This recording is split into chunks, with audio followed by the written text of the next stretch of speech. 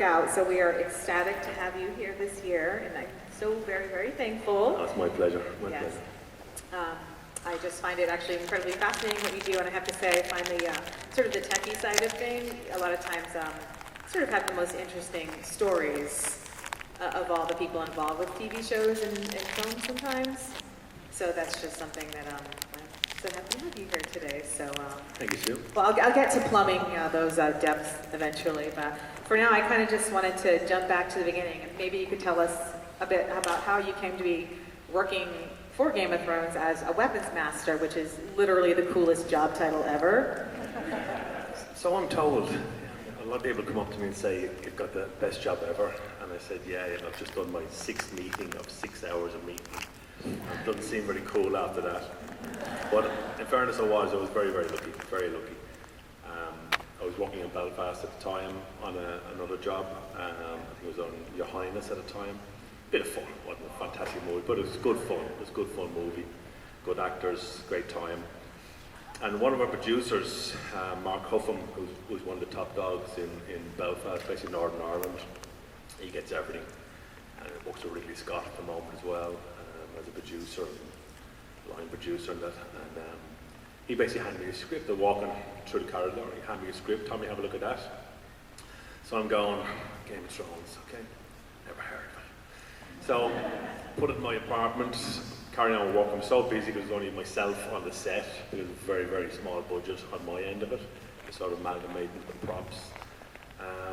So, about 2 days later, he rang me, say, Tommy, have you read that? I need an answer tomorrow. I'm going, oh God, I hadn't even read it. So it was one of those things where I go, so flicking through it. I'm looking at the pages thinking, that's not very big, it's not big, it can't be big. So I sort of said yes without really looking at it too much, to be honest. Now in fairness, I was going to turn it down. I was, because I was so busy thinking, this is the last thing I want, is something that's going to overlap this job. Because it had to overlap it, so every weekend I worked with another chap, and we made all the weaponry for the pilot. Basically over the weekends of about 6-7 weeks, well, 6-7 weekends and a little bit during the week, so probably in a period of about 2 months, 3 months, really, and then we get into the pilot. So obviously it is what it is, and the pilot was fantastic. I enjoyed it, but they didn't like it, never showed it. So I think the colour toning, changed out a few actors, and basically got on with it then. But for myself, it's just pure luck. It's purely by people that I know is how I got the job, by being handed the script and going, yeah, I'll take that. I'll gamble on that, not really knowing where it's going or how far it's going to go. And obviously, it is the epic that it is, and we all love. Okay, well, yeah, that makes sense. Something you kind of mentioned in there. In that instance, you got a script. Is that sort of your normal process for working on pieces? Do each time you get the script and you kind of go through and see what's needed? Because seems like sometimes there's a lot of pieces, or sometimes, I mean, obviously there are sometimes very particular, like, major pieces. So, I mean, do you get the whole scripts, or did they sometimes just call you up on the phone and just tell you what they need? How does it work? Yeah, I think I'm lucky that I'm trusted with it. We basically get an outline, or it's called an outline, so we get a synopsis of the episodes, depending what it is, a 10 episode or 6 or whatever it is at this present time. But so I get an outline of it, but the outline doesn't tell you much. It just gives you a synopsis of what the characters do. So in my world, it doesn't help me at all. Just that I know there's 10 episodes, there's much information that I've got in it, and there's a fight here and a fight there. But it never breaks down characters, never breaks down crowds and the amount of, like the Unsullied, where when we first got the script, or the outline was the Unsullied army attack, whatever, this garrison, whatever it was, and but with no numbers, you know. So it's one of the things where okay, there's tick that Unsullied. What are they going to have? So you go into the War of Spears and Shields, but then go to the quantity. And you think about these shows, especially TV, we don't go into, you know, big, huge numbers. They're quite specific and they're used wisely. You might think maybe it's 100, 150, but suddenly it was like 400, and that's like, wow, that's a huge make just for one little army. And that was only one army of many armies that we had. So the scripts tell me everything, and I can read into it, and then I can obviously pre-plan. So I basically need all the scripts to have a look at, rather than the outline. But the scripts are very good, they're very there's a lot of information in there, and then obviously the numbers won't be in it, so we get that through one of the producers who will start fiddling around with numbers and give us an idea of what the crowd is and what the extras, the background artists are, and the quantity, and then we know how much trouble we're in or not, you know. Oh, so it's quite a lot of process there. Well, you got to kind of have it down pat now. You're heading in, well, you're really finishing up season 8 at this point, so that works out well. You say that, then this year with like a panic, but it's like, and there's less episodes and 10 times more work. Okay, that sounds interesting. Interesting, okay. What's not saying no one? Okay, just to actually jump back to the beginning again. So in addition to your work as the weapons master, you have actually been on the show, which I think is pretty fun. Can you, so you've had 2 cameos on Game of Thrones. I've had 3 cameos. You've 3? How did I miss the 3rd? Funny, and maybe 4th. But I've had 3 cameos on the show. One was in the pilot, and it was funny because it was like, I got on very well with the director, the producer, and everybody else, and sort of lent on me regarding the weaponry because it wasn't in there. They weren't very weapon orientated. So I'm trying to help them lead the way and, you know, push what they need to be doing and get on with it. So I don't have an aggressive tone to me, but I have a manner that I'm assertive in my work, and I'm quite forthright in what I believe in where they should be going and helping out. Because if they're just in 2 minds, I'll push them along. I'll help them, try and help out, rather than, you know, everybody thinking everybody has an idea and there's 50 people later instead of giving them one direction. So anyway, going on with the director, and the director said, "Oh, I've got a part for you." I'm thinking, "Oh my God, no," because I mean I hate all of that. So my part was where Bran was crawling up the wall, so he's climbing up the wall, and I was the idiot that looks to the left as he's going to the right, and then I look to the right as he's going over to the left. It's like. So I was always that soldier, but that was never seen, it was never shown, because we'd never seen the pilot. And then my second one as such, well, first officially I suppose, was the, which I think is the trivia quiz as well, is I played the butcher, which, why I'm shaving in there I'll never know, but I tend to be shaving kit, so I was shaving the guys and usually walking out faces and everything else, and so did that bit. That was my first one. I think it was season 1. But I knew the director. I was very lucky. The director was Tim Van Patten, and I just came off the Pacific with him. So he did it for just to stitch me up, basically, the usual. And then my next one was episode 4, where I was the blacksmith melting down ice to make the 2 other hero weapons then for Oathkeeper and Longland with as well in that. So that was my role as the blacksmith that receives the weapon of time and that and melt it all down. It's good crack, that was. Yeah, I guess it makes a lot of sense. spiders in that place, I must say. That was a dungeon, that area. It was a cellar in an old castle. And it was a funny one because everyone was screaming. It was one of those things where as the smoke built up to about 1,000 degrees that were in there, it was unbelievable, the heat. Unbelievable. Suddenly all the spiders from the ceiling dropped down just at eye level, thinking. So everybody's like, it's okay if you're 4 foot nothing, but everybody was just ducking down. It was and it was like thousands of them. That's my personal hell. Yeah, it was fun. Oh my gosh, yeah. That shaving scene is kind of notorious in the fandom, I think, because as I understand it, they added the shaving scene to fix the kind of continuity issues with because they were still using a little bit of the original pilot. Yeah, so they were trying to fix using some of the old footage with the new footage, so that's why they did it. So it's but there's all those shirtless young men. You've got a good memory. I do remember that. But now that you say it, I do remember. Yes. So yeah, it's quite memorable. So it's a pretty good one, but it's pretty cool to have you melting down ice. That's a beautiful. It's that opening sequence in 2 swords. So and the music comes on, but I recognized you right away because like the association of you with the swords. It's like they have the sword guy doing the sword, so they just called you up and said. Well, it's huge. I think it's not so much harm, but I think it's like everything else. They try and stitch me up. It's like the 2 lads go, "We got something for you," and I'm going, "Oh God, no." The 2 lads, D&D? This is Dave and Dan, yeah. So they're always going, "I've got something for you." I'm going, "Oh, Jesus, no." So anyway, you end up, you read the script, and the script is going, and this one I sort of found out straight away, because it was basically lined up as a big Irish brute, bald, and thinking, oh no. And then it goes on a bit further, and then it describes my name and everything. Oh jeez, no. So that was funny. And the funny thing is that the young chap, there's a chap with me as well, who's Steve, who played my assistant. He's my blacksmith. I do blacksmithing as well, but Steve is my official blacksmith. He's a young Northern Ireland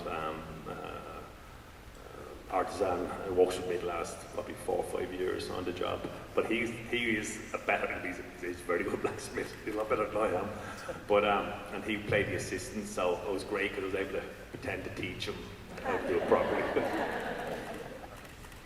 So that's quite exciting. Yeah, did you ever think about being an actor before these came along, or is this just kind of like a funny little side thing? In fairness, that's not much acting now, to be honest. And no, I think it's like you say, it's just stitch up. That's pretty neat, though. Nice, sweet little perk added to your IMDb, basically. Yeah. Alex, so tell me, like, my position, other than watching on the wall, like my position title sucks. Yours is pretty good. How do you become a weapons master?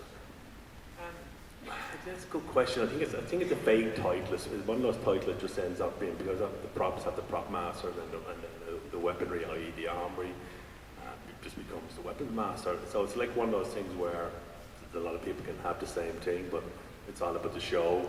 So I mean, my end of it is all, obviously I'm 25 years at it, so I'm going back from my first original one was on Braveheart, and we did it all, and we shot about a month up in Scotland, and then we did about 5 months in Ireland, all over Dublin and Wicklow, all the mountains, and obviously maybe knows Braveheart or the older ones anyway would see it, which was fantastic, and it just went on from there. So I sort of fell into it. I fell into the back door of that end of it, and I just found, and then I got a military pass as well. So I found I walked in well, and everything was fine. And my background is engineering, so it's all fit and turning, tool making, weapon or machine designs. So it wasn't a big deal, to be honest. It's still incredibly interesting, though. What can you tell us, like, in terms of complexity or maybe size or grandeur, like what are some of the most difficult pieces you've worked on, or some of the biggest pieces you've worked on the show? I think probably in the pilot, we had to make so much in the pilot. We made, I think the likes of Ice was made on the pilot, Needle was done on it, Robert Baratheon's. There was a couple of Jamie Lannister's first swords. So there was a couple of swords that were like sort of became iconic, that were actually made very, very quick, and there wasn't much thought put into it to a certain degree. We knew where we wanted to go with it, and the style was there, and the feel. So we knew that Ice was a ceremonial sword. It wasn't just your general, sword on your hip. It was never going to be anything like that. But even with the pelt, you'll see the sheath when the first time that Ned draws it, when he beheads the deserter. Sean had never seen it before, and it was funny on the set because one of the days we had this. The sheath, if you remember, it's a wolf, and it's a Canadian black wolf, and I had it for years, and I hate having items that become furniture. So it's one of the things where I always said, I'll use this somewhere. I'll have it for something that'll make it iconic. So knowing that the poor animal's been killed, at least it's not just hanging on the wall or sitting on the floor. So it'll be used in some way, shape, or form. So because I come from Ireland, so we don't get many, Canadian black wolves in Ireland. We used to have them, but they were all run out of it. So I used this as a sheath. So I put a leather sheath inside the mouth, so the blade then came out of the mouth on the horse. But when Sean first seen it, he was pulling and pulling and pulling, and I was like, when he finally got it, I went, what the fuck? So it was his first time, because he just went, what the? So he hadn't got a clue thinking. So we put it back in again, and without the expletives, then he just basically got on with it, and the decapitation. So that was his first time seeing it as well. That's outstanding. What about last night? I was here last night. We were watching the Spoils of War, and you mentioned something about the scorpion that Bronn uses. Can you talk a little bit about how in the world we put that together? That again, as the boys call it, scorpion, or you call it ballista, or a giant crossbow, or whatever you want to call it. That came about because obviously we had to try and, hit one of the dragons, impale it in some way, shape or form. So we knew it was going to be a big item. So we knew that the scale had to be in the world of, much more bigger than normal. But that turned out a tricky one, and when we did make it and scaled it all up from, basically it's a small crossbow, this becomes a giant crossbow, and then it's basically has a pivot point.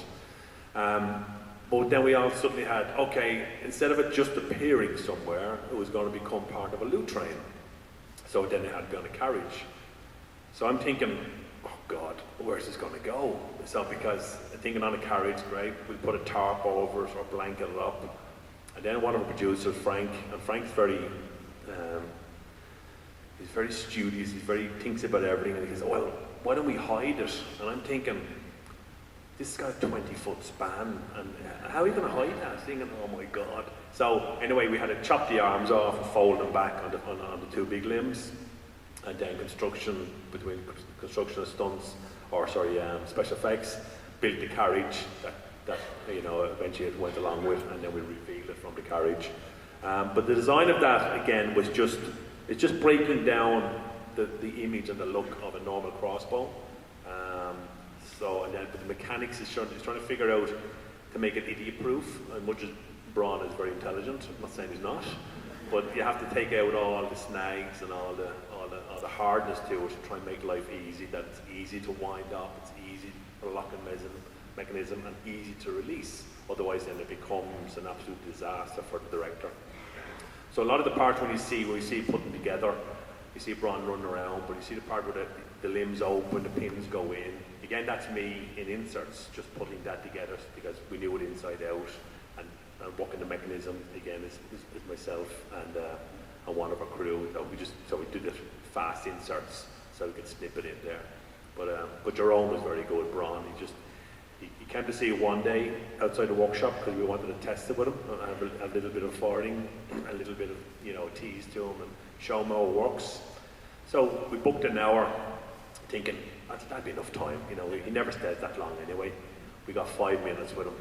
He came in these flip-flops. And this is on a carriage, so you can barely even walk on this ramp. Comes in the flip-flops, and he said, "Can you walk it, Tommy?" I said, "Yeah, of course I can." I said, "Well, then I don't need to try it out." He said, "If you know how to walk it, then I know how to walk it, because you're an idiot. Basically, you're an idiot.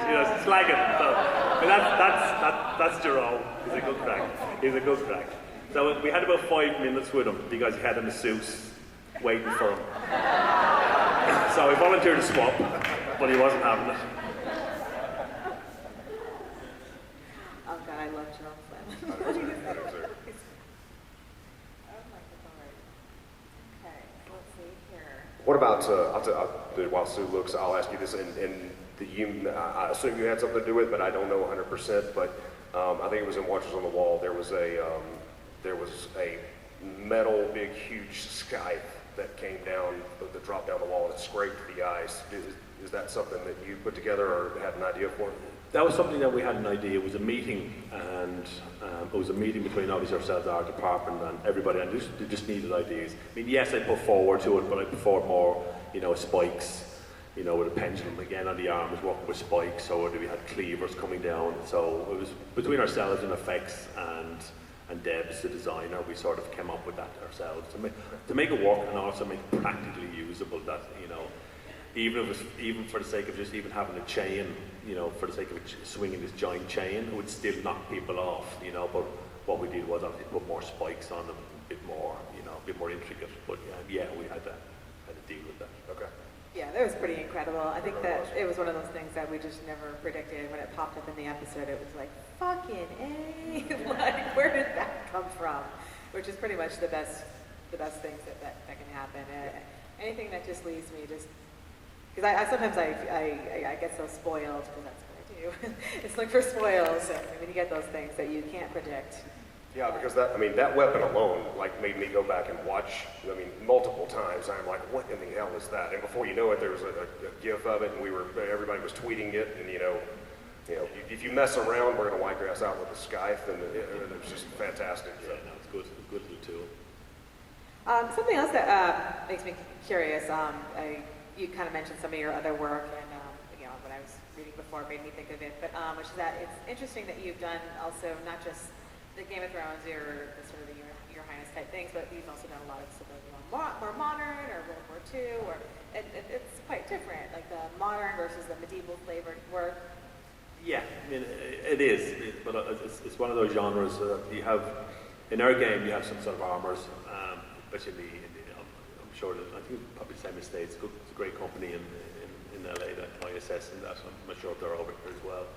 But it's dealing with all the breakdowns, I mean, otherwise you're either a medieval or a sword armor, or you're a weapons, i.e. guns and firearms. I mean, I do both, and I'm very lucky to do both, and I enjoy every one of them. I mean, one of ours obviously is Saving Private Ryan, Black Hawk Down, Band of Brothers, Pacifics, Born Ultimatum, Born Identities, Green Zone. So there's a lot of firearms that I deal with and continuously deal with. Which we've got a few more coming up, which Michael Bay's one, and then I got a Jack Ryan one coming up as well. So there's plenty out there. But I feel that in the armory industry is that you have to be adaptable, and you have to be, very, very well versed in all genre. Otherwise, you've got a light little limitation, and it's hard enough to find it because there's not too many jobs out there. If there's one or two guns in it or one or two swords in it, you know what's coming, and it's whether we want those big, expansive or violent movies, that kind of scenario. I've been very lucky with Thrones. It is what it is. Everybody dies, but again, my world it makes my world much easier because you're making, creating, and I've had good 8-9 years of employment. So you look at it the other way around, going, what's the next deal? So if you limit yourself into one little area, you just have a limitation of your work value or work in general. So I deal with all weaponry, so I'm lucky in that world. Yeah, I mean, I have to definitely compliment your work there because Black Hawk Down specifically, my husband was actually in the Battle of Mogadishu, and that's his favorite movie. And I mean, he always says like how incredibly accurate it was. So. Well, even saying that, I know it's so because I was blessed on that one. We had a lot of we had some, I think we 5 or 6, I think 6 Delta boys, and we had 125 American Rangers with us, and they were diamonds. They were absolute diamonds. And I'm not saying it was funny, that's not the word to use, but it was such an experience to work with them. Now I work with them all the time because I'm dealing with weaponry and I'm dealing with big shows, same as the Private Ryans or the Banner Brothers, so we're still dealing with a lot of military. But this was great because we had 4 Black Hawks that were provided by the American government, 4 Little Birds, again, they were provided by the government. They brought their own miniguns, so we use our own, we had a minigun also, and we use our own gimbal on it. But it was such a pleasure working with the guys, and they're all so down to earth. We had such a great time. And the fact with us is that when I'm dealing with them every day, it's funny because you see exactly with the military, they're handing your magazine, because I'm so used to it, they hand your magazine, you count out your ammunition. We didn't do that, we just had a big bucket. You had about 5,000 rounds in it, which is very, very unusual to give somebody. And we just said, there you go, and bring it back empty. And they loved it, and they loved the training, they loved what they had to do, all the firefights and all the training. Because then it was a training. It was a training regime for them.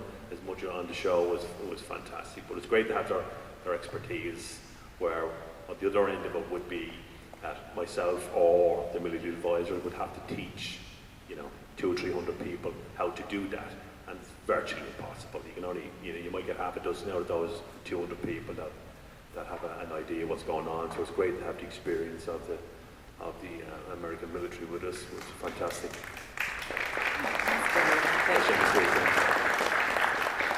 So, just to circle it back around to Game of Thrones, I know you've worked on like a whole lot of episodes. My apologies.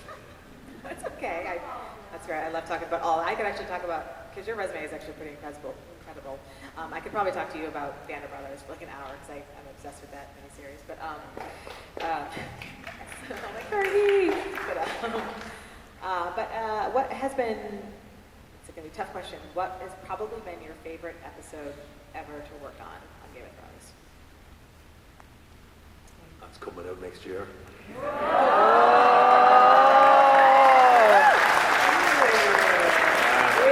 it all without making any rules. It's funny because we seem to, the bar seems to raise itself naturally. There's no other way. We don't work any more hours. We don't work any harder. We walk. Everybody works hard, down to props, costume, art department, effects, stunts, ourselves, armory. So locations. These people are all unsung heroes within our industry, and get very little blessing on it. So very, very lucky in our end of it is that everybody works very, very hard, and even if the bar raises and it gets better and better and better, I don't think it's gone backwards at all in a year. So we seem to have got better every year, and you wonder why and how, because you haven't done or worked any harder to a certain degree. Saying that this year's nearly killed us, I said, but it just seems to work naturally. Everybody, puts the effort in, puts the time in, makes the effort of making the best that they can do, the best construction, the best colour tones, the best weaponry, the best armour, the best costume. So they really are putting the effort into it, and nobody holds back on it. So there's no little, it doesn't look very plasticky, it doesn't look rubbery, it doesn't look false. It looks what it should look like in the world of Game of Thrones. You mentioned that you said a minute ago that it almost killed you. Is this working on this coming season? Was it like a little bit more difficult or whatnot than past seasons before? Maybe just because of stress or time frame or. I'm lucky. I don't do stress, so because I drink. So I'm very, Fantastic. I love very that. lucky. Good coping Gin's strategy. good. Gin and Guinness is very good for you, allegedly, especially Guinness. But and I'm not telling you to go out and drink, please don't. But yes, this year is a tough one. It's a tough one. It's as much as I'd say to it. It's been hard, it's been good, and it's so exciting, but it's a tough one for everybody. Fair enough. In 6 episodes, we've got a whole lot to do in a same amount of time, I should say. So that's a lot. So since we're Oh, absolutely. Yeah. And that's another just funny area because we hear so many rumours of the spin-off, and it's going to happen. I mean, obviously HBO they're not silly. They know there's money involved with it and everything else, and it's making a fortune for themselves and everybody else that works with it. But at the same time, we're hoping that they'll kick it in as soon as, rather than. Because I've done it before where I've worked on, say, when I worked, for example, on Band of Brothers, that was a HBO also. We did that, then we were suddenly promised then we're going to do the Pacific end of it, which obviously was the Pacific as such when it came out. But that was 10 years later. So it was like such a difference, and it was such a different feel also. So I'm hoping that it's not 10 years of a gap before we start doing the prequel or whichever it's going to be. I'm hoping it's straight away, really. Yeah, I mean, everything we've heard in the news, as far as we've heard, it seems like it's going to be going to production pretty quickly. But I mean, you probably know better than we do. So. I don't. I'm sure you know better than I do. We just hear some rumors. You know how it is sometimes. So you tell us, we'll tell you. How's that sound for a deal, Tommy? Sounds good. Keep you posted. So speaking of spin-off, just for some fun, do you have any favorite characters that you would love to see, just for a fantasy spin-off, just anything from the show? I think we underused Khal Drago. I think he's such a character, and he is such a laugh. He is such a laugh. He's for a big guy and a big character as well. Obviously, in the early stages of it, that I think was so underused. We'd love them to, like everybody else, last the pace and see his character getting bigger and stronger, a bit more energetic. Because I think just as a person, Jason is just absolute lunatic. He's so funny, such a nice guy, but he's like 100 miles an hour. He's just like a storm. Just can't be in his way. But that's the area I'd like to see develop. Yeah, that's a good choice. He's just that ball of charisma. I think he's one of those characters I didn't really care much about one way or the other in the books. I mean, I just sort of saw him dying and going as like a foregone conclusion and blah, blah, blah. And then he comes in the show with Jason Momoa's form, and suddenly I'm like, even though he does terrible things, I kind of didn't want him to go. Suddenly, I wanted to watch him tear the place up more. Yeah, and he was just a force, so. He normally does that in the evening in the bars, so that was good. Yeah, I hear epic stories about him wanting to arm wrestle everyone. Did you guys ever arm wrestle? No, I didn't.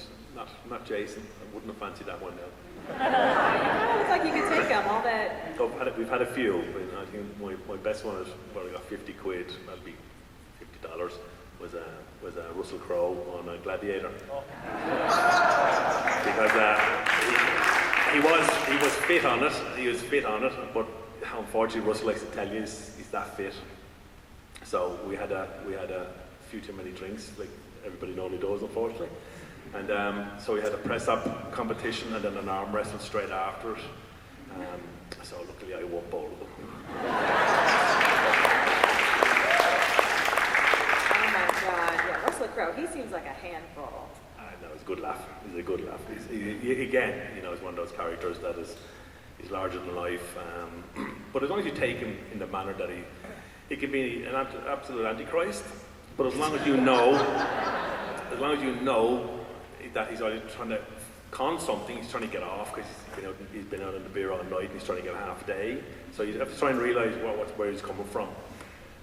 But he is a gentleman at the same time. I mean, we had when we did Gladiator for example in Malta, we had a football match, we had a rugby match, and we had a cricket game. Now that's not very big in Malta. It's much bigger now. But he paid for everything. The international rugby team paid for all jerseys, new gear, new stuff for the club. Same as the cricket team, paid for all new jerseys, new tops, new wickets, new everything. And the football team, again, supplied everything. Now you look at thinking, well, he's a millionaire and he earns a fortune. And that's true, but he doesn't have to give it to you. It's simple as that, So, his character comes out. He's a lovely, lovely guy. Yeah, and it's still fun. It's cliche, but it is like the thought that counts. There's like 99% of people just wouldn't have even occurred to them to do it. So that's pretty cool, though. So we've got about 15 minutes left. So we would actually love to hear if anyone has any questions or discussion points they want to bring up. You can hop on up to the microphone here. Come on up. All right, sir. Tell me your name and then bring us a question for Tommy here. My name's Ray. So fantasy as a genre is informed by history, but it's not constrained by it. And I was wondering if you could talk about the historical influences that went into different weapons. Like when you design a longbow, are you thinking this is a 14th century, 100 years war longbow and that kind of thing? Good afternoon, Ray. I deal with the history as much as possible, and I'll refer to history, like trying to look at the Iraqs and that. You look at the Egyptian, you look at scimitars, you look at sais, you get that feel to it. And again, you're not trying to copy items, but you're just trying to get the real feel of what it should be, not trying to create something that is totally, from Fantasia type of thing. But because you say it's a fantasy movie and stuff, or fantasy TV, I mean, I don't look at it like that. I look at there are some items that are fantasy with the dragons and the White Walkers, but everything else is practical. Everything else is in the world, the practical world. Everybody's wearing their swords, so it looks like what it should look like. It has that medieval feel to it. But yes, I would deal with a lot of history and have a look and try and research and refer to items and try and have a little look, see where I can pick items out and then bastardize them and, join everything up. Right, thank you. Hi, Tommy. Thanks for coming to the con this year. My pleasure. Along the same lines, so yesterday, the day before, Paula said that she has a stock file of sounds, right? And obviously, in her case, she actually has to use those sounds to synthesize new sounds. 2 million sounds, she said. Actually, I wanted to ask her how she curates that. I mean, how do you file these things? Loud sounds, soft sounds, animal sounds, non-animal sounds. And I imagine you have sort of the same thing yourself, mostly in your head, but you also have books or digital files to refer to and so forth. If nothing else, to clarify when the art director or someone else says, gee, I want something that looks kind of like this, and you say, well, do you mean a falchion or a broadsword? Or Yeah. So tell us about it. Correct. I mean, it is exactly that. I mean, I do have a lot of files on computer. a lot of books because I like history, and I like the genre, and I like the weaponry end of it, seeing and thinking how fantastic and how much of a creation, and over the period of time how that creation has developed into modern weaponry. It's one of those things where the whole world, it increases from, we come from straight away from the black powder, which increases straight up into, modern day weaponry that still needs a volatile mix. But I would have a lot of books, a lot of computer reference and stuff like that. So again, my file is extensive, but it wouldn't be in the range of Paula's 2 million, that's for sure. Thanks again. Thank you. My pleasure. Hey there, Tom. I know you probably can't talk about anything in season 8 that's upcoming, but I was just wondering, in past seasons, was there anything that you would have wanted to have made weapon-wise that may have even been in the books or possibly of your own creation? Good question. Again, I sort of started off with 2 books. I read the first 2 books thinking I was going to read everything. And as much as I like books in general, these were very hard. They were very hard to read, I'm sure but they're very, very enjoyable, but at the same time, it's a hard read and to digest everything in the families, and that's just not me. So my end of it would be, have I not made any? I wouldn't have. I think I've made what I required, or what has been required. So there's nothing that I have not used that I would love to use. So I've made everything that's been required for the show, and trying to push it to a higher standard. And again, with this year, it's the same. Everything's made and required, and standards going up and up and up again with it. Also, one more question. Seeing as how you have a background in engineering, how functional was that Scorpion? Like, could you have actually shot Very, it? very, very, very functional. Now, yes, we did fire the bolt as well, but that was a bit of an anticlimax because it was never made to go very far. Because instead of working the principle that the limbs will do all the bracing, in other words, that the rope is tethered and the rope is strong, and then the limbs would take the strain, we have to work the opposite way around. So basically what you're looking at, the limbs will take a little bit of strain, but they're basically made in the shape that the bow is already on the strain. So it's already drawn back. And then we play with bungee. So basically the string itself is bungee. So you got enough in the bungee, the bungee itself is just at its maximum power for the length of it.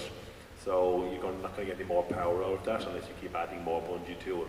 So we try not to kill anybody on the show. It's enough killing already. And so it is functional. Everything works, it draws back, it locks, it fires. Everything works exactly the way it should. But it just doesn't fire it 400 yards. It might fire it 20 feet down the road. That's about it. Thank you. Sorry about that. All right, thank you. Great questions. So, after creating so many iconic weapons, what would you create for yourself? Good one. My sort of love is the samurai swords and stuff like that. That's my own personal. I just think they're a beautiful creation. Yeah, they do what they do, but it's just the creation of it, is what. I'd love to make one. I haven't made one yet. I'm hoping to do a show. It was supposed to happen last year. There was a job, I'll call it a Cup of Tears, or it's a bit more alien and samurai. So I'm hoping that does raise itself up again, so where I can make a load of samurai swords. But that's what I like. Very cool. Hello.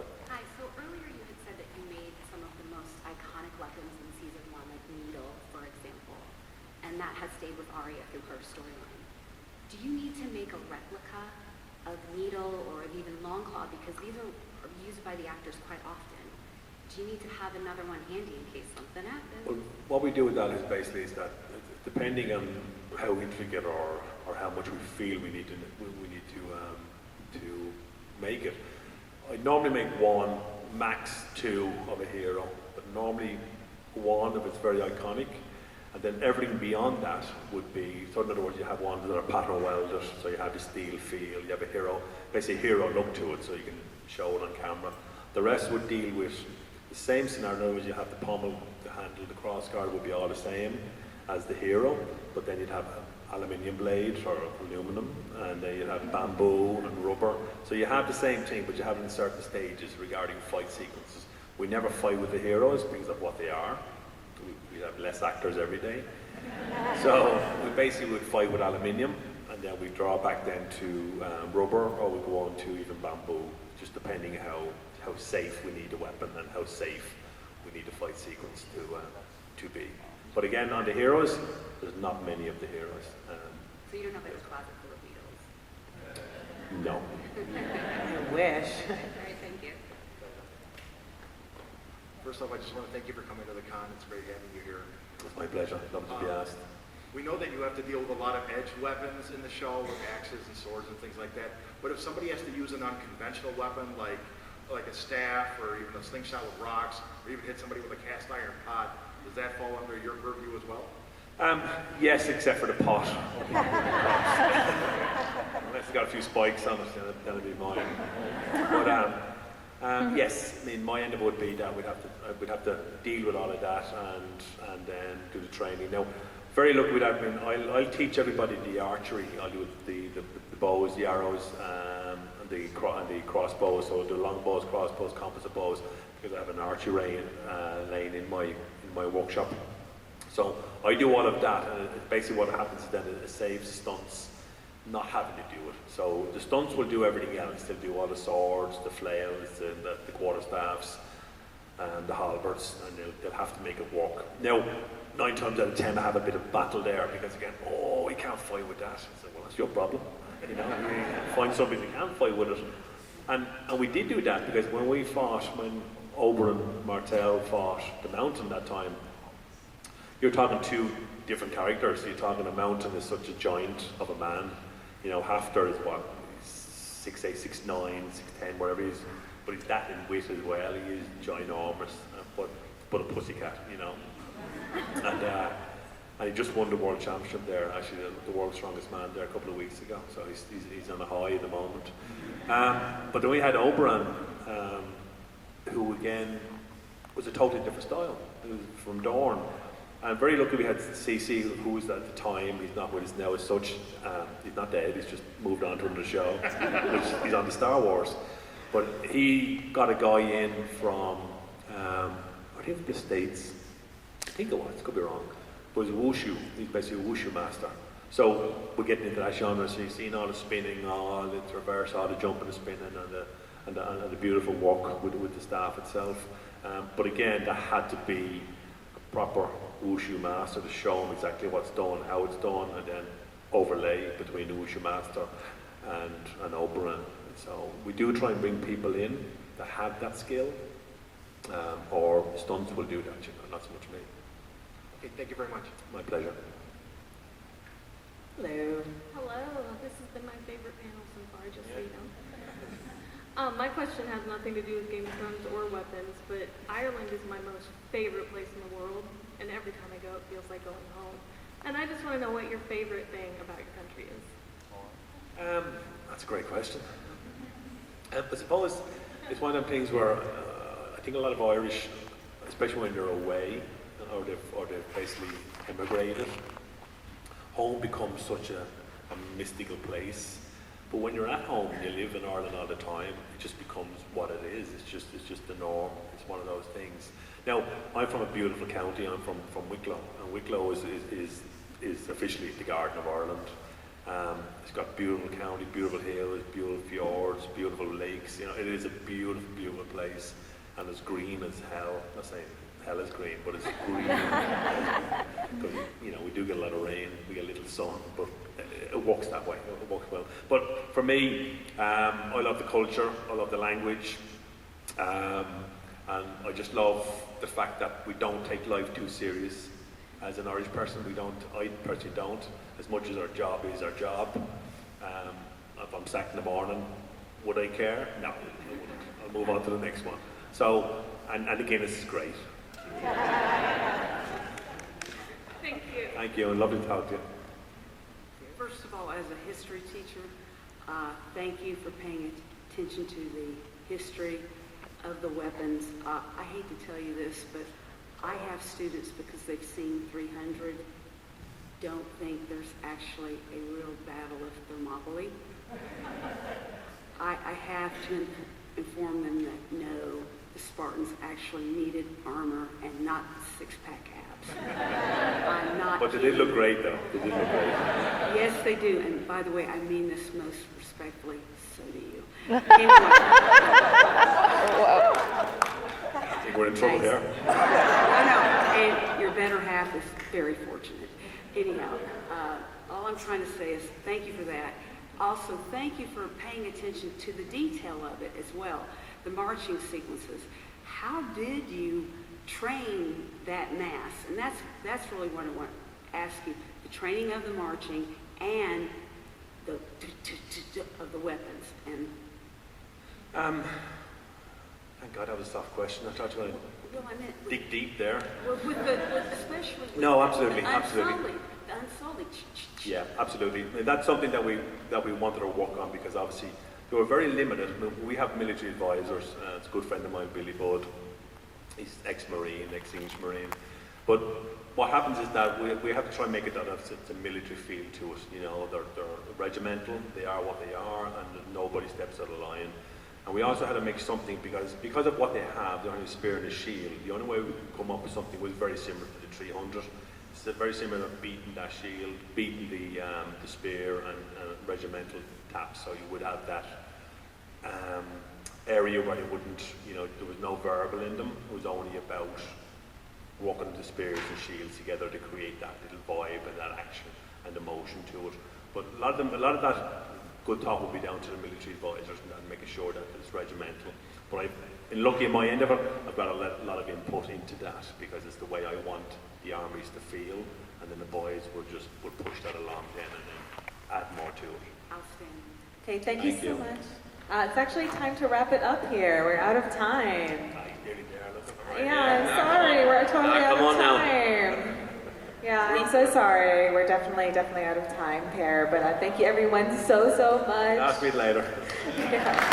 So Thank you, round of Jonathan. applause Thank for you, guys. Tommy Thank you very much. Dunne. This is fantastic, and we're so glad you could make it this